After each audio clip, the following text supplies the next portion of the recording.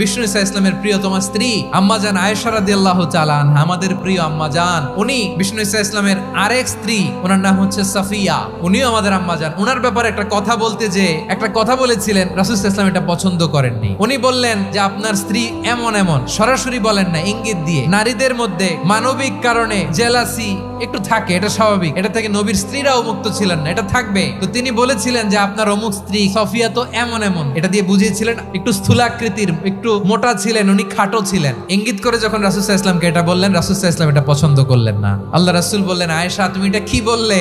এমন কথা তো তোমার কাছ থেকে আশা করি নাই, তুমি আমার আরেক বিবির ব্যাপারে এমন কথা বললে। আয়েশা তুমি কি জানো, তুমি এমন একটা কথা মুখ দিয়ে উচ্চারণ করেছো, এই শব্দগুলো যদি সাগরের পানিতে ছেড়ে দেওয়া হয়, এই কথার তিক্ততার পঙ্কিলতার কারণে নীল সাগরের পানি মুহূর্তেই কালো হয়ে যাবে।